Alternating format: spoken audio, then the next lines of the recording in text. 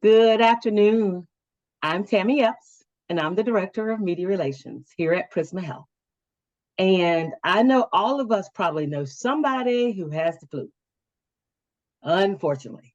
So we're here today with our Prisma Health experts to try to help our community navigate what's happening across South Carolina with the flu. According to Department of Public Health, our state is in a widespread activity. If you need the numbers on flu and flu deaths, please go to the South Carolina Department of Public Health and check with them. They have the most current numbers and the most current information for our state. Today, our experts from Prisma Health are Dr. Johnathan Elkes, who is a enterprise medical director for emergency preparedness and mobile integrated health. He's in the upstate of South Carolina. Then we have Dr. Stanley Hassinger. I'm trying to make sure I say his name right. Like passenger with an H, he told me.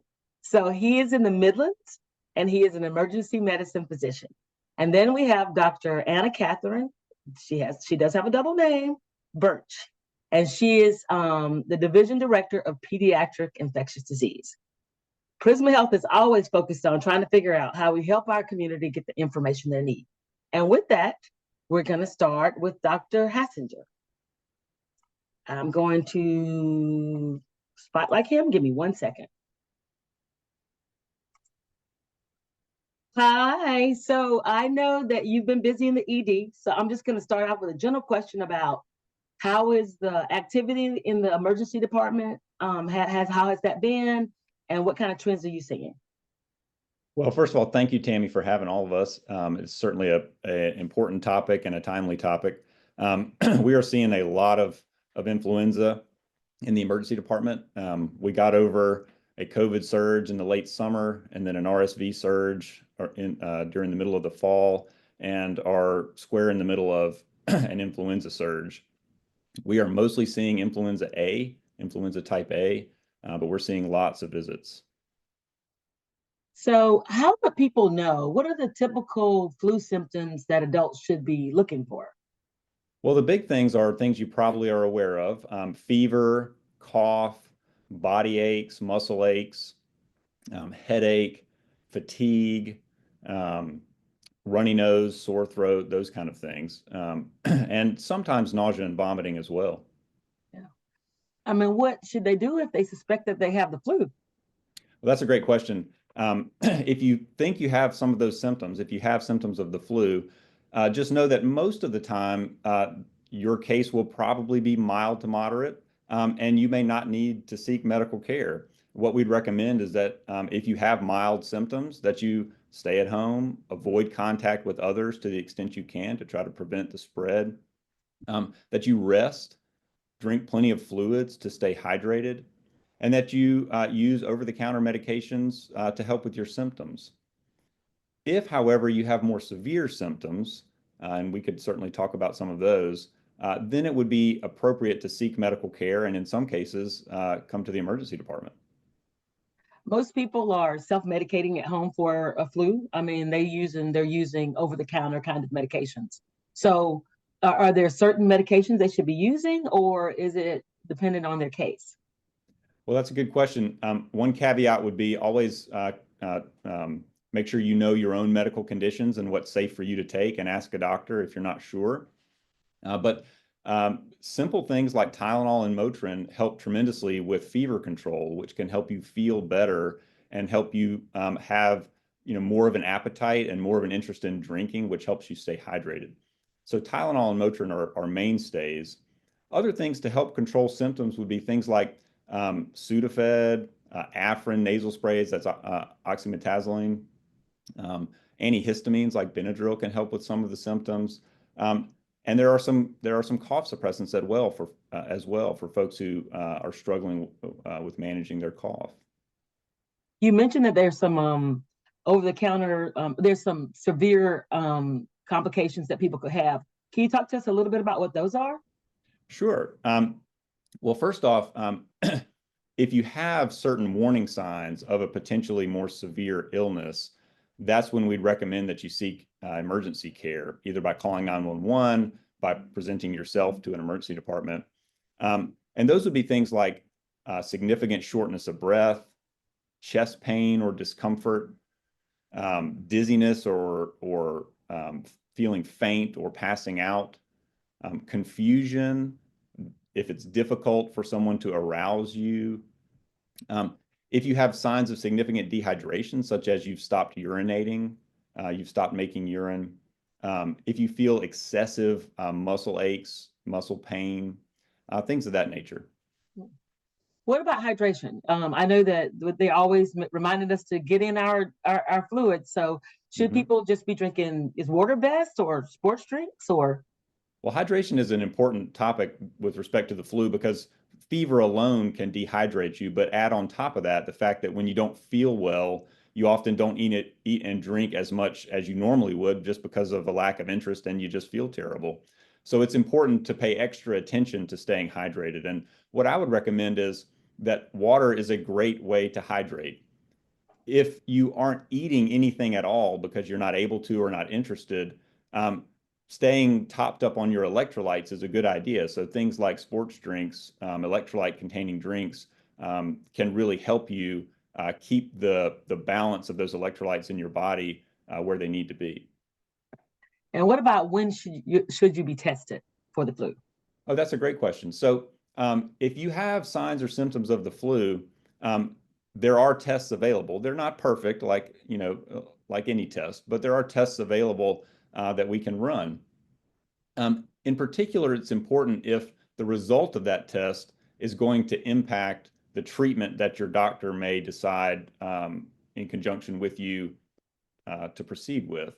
And so in particular, if you're in an age group or have other medical problems or are in a category that puts you at higher risk for complications of the flu, those are folks for whom it may be particularly important to test. And so that would be folks who are 65 or older, or folks who are 5 or younger, and particularly 2 or younger, for folks who are pregnant, and folks with other medical conditions that put them at higher risk. And some examples, there are many, but some examples would be things like heart disease, diabetes, asthma, or COPD.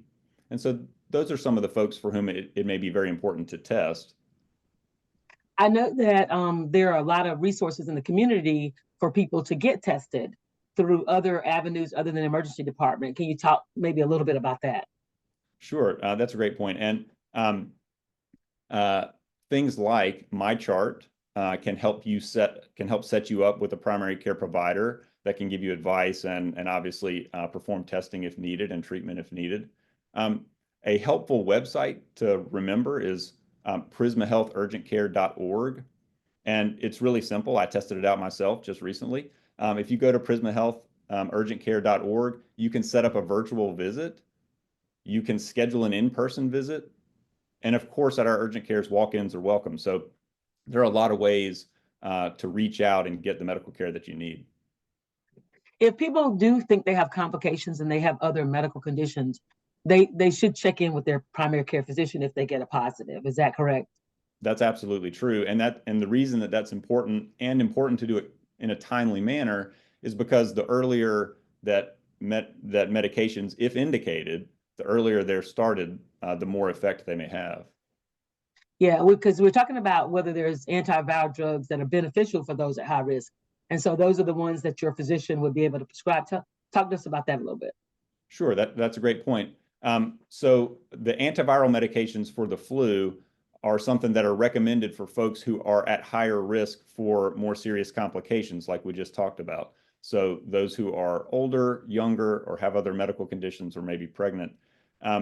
And so if you have a positive test or it's very likely that you have the flu, then your doctor may want to prescribe you an antiviral. And doing that early in the disease process gives you a better chance of that medication having a positive effect.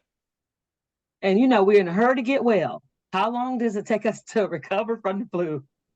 Well, most often it's about a 3 to 7 day recovery. And that doesn't necessarily mean that at 7 days you are, ready to go back out on the sports field or, doing jumping jacks and handstands. But 3 to 7 days is a typical time frame. For some folks, a cough or some fatigue may linger for weeks, and that's not unexpected. Yeah, well, thank you. Now we're going to go to Dr. Anna-Kathryn Burch. We're going to talk a little bit about our children and see what's happening there. Dr. Burch, how are you? Great. Thanks for having me today. So, of course, we're talking about the kids. So tell me what you're seeing in Children's Hospital. Well, we are seeing definitely a lot of increased visits across primary care and also in our ED as well. A lot of children getting the flu just like adults out there. Typically, the ones who end up getting hospitalized for us usually have some kind of complication that's associated with the flu. A lot of those are secondary bacterial pneumonias that we're seeing. Those are the ones who are getting admitted. So tell us about how the flu symptoms would be different in our children than adults. So it kind of depends upon the age. Typically, older children, adolescents get the same type symptoms that adults get. So the fever, cough, not feeling very well, having muscle aches and pains, can have some vomiting and diarrhea. I like to say you sometimes know you have the flu because you feel like you got run over by a Mack truck. It really does put you out pretty well. For really young children, so infants and kids under 2, a lot of times they just have the fever and the cough because they can't really tell you that their body hurts. They might be more irritable, harder to console. They might not want to feed as much as what they've been doing in the past. So you just have to pay attention to those clues. But the majority of patients have fevers, and what we're seeing now have been very high fevers, up into the 103s, 104s, et cetera. So what about the over-counter medications for flu symptoms in children? I know we have to be very careful about that. We do, but still with the Tylenol and the Motrin can help with fever. Obviously, those medicines don't always break fever, and that is okay as long as it brings the fever down several degrees. That will make your child feel much better, probably than any of the other medicines that are out there over the counter. There are cough and cold kind of preparations as well for kids. A lot of times we recommend to stay away from those because sometimes the side effects are worse than the flu itself, or, they might have increased heart rate, those kind of things with those particular medicines. So most of the time we stick with the Tylenol and Motrin. I guess I asked Dr. Hassinger this too. I keep messing up his name. Sorry about that. But anyway, so I asked him about when should people seek immediate attention. I know that's different for children. So tell us about that. It is. So very young children, like he alluded to, less than 2, definitely need to see their primary care physician. If the child is a little bit older and they just have fever and cough and they otherwise are doing well, then I think it's reasonable just to keep them home. My big thing is if you have any respiratory distress, so having a hard time catching your breath, having a hard time breathing, that absolutely is a reason why you need to see your physician with this. Or if your fever is lasting longer than 7 days, that's an indication that something else might be going on. And those are those secondary bacterial infections that I alluded to earlier. Dr. Burch, I had a friend whose a child had a seizure based on a fever. So, and that was very scary for their family. So what would you say about, you think that controlling the fever short for when they're going long term impacts that at all?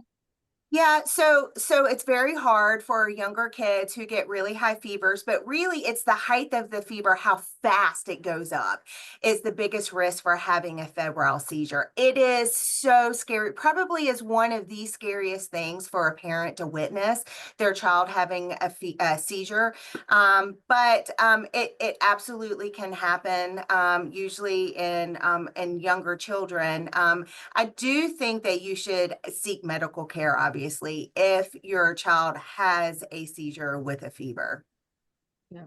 How long does a school-age child typically remain contagious with the flu? And how long do they need to stay home? Yes. So any child who has a fever needs to stay at home. Please don't dope up your kid with Tylenol or Motrin, get that fever down and send them to school, because all you're doing is spreading the flu. And that's not fair to the others that are going to school. Definitely need to stay out of school until you've been afebrile, so no fever for 24 hours, typically is what we say. And your symptoms need to be improved as well. And so that's no fever with no medicine. Is that correct? That is correct. No fever with no medicine for 24 hours. All right. So what about, is it too late to get those flu shots for your kiddo? Absolutely not. We are in the height of the flu season, but getting a flu shot can be helpful. So they're still available. If your child or yourself have not gotten a flu shot, please go out and get one. It might not 100% protect you from getting the flu, but what it can do for you is keep you out of the hospital and keep you from dying. That's the important thing of getting the flu shot. And we know that people who've been vaccinated still get sick. Does Can. that mean that their shot didn't work? Not necessarily. So it's really interesting. When you look at putting together the flu shot, we actually have to do a very good educated guess as to which strains are going to be circulating in the Northern Hemisphere during the flu season. And so we look at those strains that are occurring in the Southern Hemisphere, make that very educated guess, but sometimes it's a mismatch year, meaning that what was chosen to put in the flu shot might not be exactly what we're seeing in the community. Still, though, the flu shot does offer the protection of flu in general. Remember that there are different types of influenza that it covers, so A and B. And remember, we will be getting a flu B season at some point. So just because it might not have worked for flu A doesn't mean it won't cover you for flu B. And again, the biggest bang for your buck with the flu shot is to help you with those bad outcomes with the flu, to keep you from hopefully being hospitalized or having death associated with the flu, which unfortunately does occur, even in pediatric population. And if I get my flu shot and I live in the house with a child, does it help my family for me to get my flu shot? Sure. The more people that get the flu shot, the better it can help. For obviously, if you're protected against the flu and you don't get the flu, then you can't spread the flu. So it absolutely would protect your family for sure. Anybody that's 6 months of age or older is eligible to get the flu shot. We're going to go to Dr. Elkes and talk some more about we getting those flu shots. Hold on. Dr. Elkes, we're talking about prevention. Yes, What's ma'am. the best way to prevent from getting the flu? I know Dr. Burch was just talking about getting those flu shots, and or at least a chance of having a terminal case of it. Yeah, absolutely. So that definitely cut down on your likelihood of developing any severe symptoms, may even have an asymptomatic exposure. But honestly, the biggest things for prevention is going to be isolation, hand washing, covering your mouth. So flu is going to be spread by droplets. So people that don't cover their mouth when they sneeze or cough, or children who are not going to be compliant with that, are going to be excellent sources for getting the flu. So I think that's going to be number one, and absolutely hand washing as well is really going to be your mainstay. Yeah, I'm going to go back and ask you about, since you're in the Upstate, Dr. Elkes, can you talk to us a little bit about what we're seeing in our emergency departments in the Upstate? Absolutely. Yeah, honestly, our experience is largely mirroring the Midlands. We're seeing a lot of flu A. We're seeing high volumes of flu A, and a lot of the people we test are coming back positive for it. We're also seeing a number of other respiratory viruses that kind of go along with that. Some lingering of stuff that we saw early in the season, such as RSV, minor strains of COVID. We're also seeing a fair bit of norovirus as well. Right. I know that Dr. Hassinger had talked about a little bit about, other places to get flu shots and being able to get tested. I know that we have a lot of those available all over South Carolina. So I don't know if you want to talk about that too. Oh, absolutely. So you absolutely can get the flu shots through other avenues, such as your local pharmacies and your primary care doctors. And then there are options there for testing over-the-counter medications there as well. Yeah. So tell us about, you talked about flu, how it was transmitted. We see those posters all over about cover your cough, up into your arm, all that stuff. So talk to us about how it helps to cover your nose and mouth when you cough or sneeze. Yeah, so those droplets contain the viral particles, and that's actually what's infective. So when you cover your mouth, when you sneeze, or into your arm, preferably into your elbow there, that's what keeps it from spreading as much. If you cover your mouth directly into your hand, you're more likely to touch doorknobs or other things that may go on to get other people infected. Absolutely important, and I would recommend wearing a mask wherever possible, especially if you're sick. The only thing worse than sneezing into your own mask, I think, is probably being next to someone who is sneezing without a mask. So absolutely try and do that. If you know you're sick, stay away from going into work or sending your kids to school. Try and isolate from those at-risk family members wherever possible. And that's really going to be the mainstays. Same is true for some of those other viruses I talked about. All of those other respiratory viruses, you can limit the exposures by managing hand washing, particularly norovirus. Hand sanitizer is not as effective for norovirus. It's a particularly nasty bug. So you're really going to use soap and water frequently. How do you feel like this flu season is comparing to previous years in terms of severity and spread?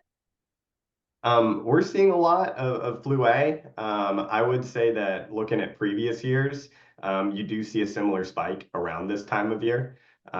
This one may be heavier, but I wouldn't say dramatically so. Okay. Some of the other stuff we're seeing, like I said, part of what's in is we see a lot of different viruses. So for instance, my own family this week, I had norovirus and my wife had flu on the other side of the house, and we had to quarantine on opposite ends. Thankfully, the only one that didn't get sick was our 2-year-old. So I think that's that estimate that you absolutely can stop the spread of things. We were very diligent about quarantine and washing hands. We managed to keep the rest of the house from getting sick. Good deal. So are we seeing anything new or unusual in strands of the flu or respiratory illnesses this season? Not particularly that I'm seeing in the ERs in the Upstate. It's a little bit higher volume than typical, but not anything particularly different in the strains. Perhaps Dr. Burch could speak a little bit more to that. Yeah, let me go to Dr. Burch. I'll come back to you. Yeah, Dr. Go ahead. to answer your question, that's something where we have to gather the information, and we are just in the middle of influenza season. So the CDC does a really good job about gathering which serotypes that we're seeing currently, but unfortunately, that's not really published right away. So it'll take a little bit of time to see how well the vaccine has matched with what we're having circulated around the community. Dr. Burch, I also got a media question about how someone can distinguish between flu, COVID, and just a regular old cold. Yeah, sometimes it's very hard to distinguish between all of those things because, flu can give you fever, so can COVID, and so can a regular cold. So to go back to what was recently said earlier, it really depends upon your risk factors of having poor outcomes with the flu. So if you are set up for worse outcomes with what we mentioned before, COPD, respiratory illnesses, asthma, heart conditions, diabetes, those kind of things, then it might be important to figure out which one you're infected with, because we can give medicines for those particular viruses. That being said, if you are just a healthy child, it probably doesn't make too much of a difference in that, again, you're going to not let your child come out of the house until they don't have a fever for 24 hours without Motrin or Tylenol. So there's also a media question that came in about whether we have any concerns right now about vaccine shortages or delays. Not that I have heard of. Everyone that I know of, if you want a flu shot, it's able to be obtained. Again, we have a lot of different avenues for that. We have primary care physicians that you can go to, your local CVS, Walgreens, other pharmacies. So there's plenty of different places that you can get a flu shot if you want one. All right, I'm going to go back to Dr. Elkes.